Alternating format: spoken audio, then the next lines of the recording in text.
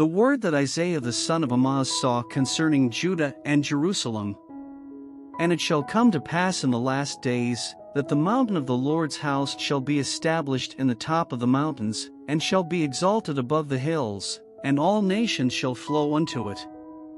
And many people shall go and say, Come ye, and let us go up to the mountain of the Lord, to the house of the God of Jacob, and he will teach us of his ways, and we will walk in his paths. For out of Zion shall go forth the law, and the word of the Lord from Jerusalem. And he shall judge among the nations, and shall rebuke many people, and they shall beat their swords into plowshares, and their spears into pruning hooks. Nation shall not lift up sword against nation, neither shall they learn war any more. O house of Jacob, come ye, and let us walk in the light of the Lord. Therefore thou hast forsaken thy people the house of Jacob, because they be replenished from the east, and are soothsayers like the Philistines, and they please themselves in the children of strangers. Their land also is full of silver and gold, neither is there any end of their treasures. Their land is also full of horses, neither is there any end of their chariots. Their land also is full of idols, they worship the work of their own hands, that which their own fingers have made. And the mean man boweth down, and the great man humbleth himself, therefore forgive them not. Enter into the rock, and hide thee in the dust, for fear of the Lord, and for the glory of his majesty.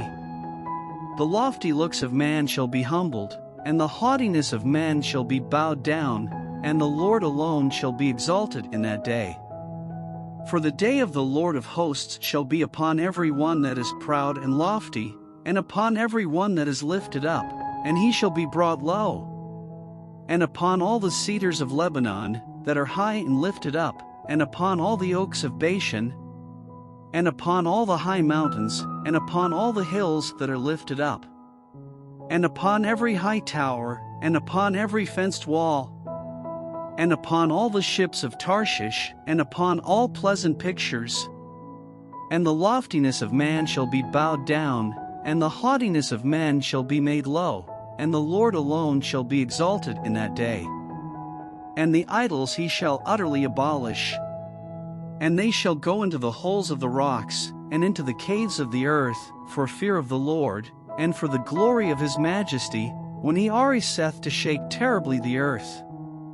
In that day a man shall cast his idols of silver, and his idols of gold, which they made each one for himself to worship, to the moles and to the bats, to go into the clefts of the rocks, and into the tops of the ragged rocks, for fear of the Lord, and for the glory of his majesty, when he ariseth to shake terribly the earth.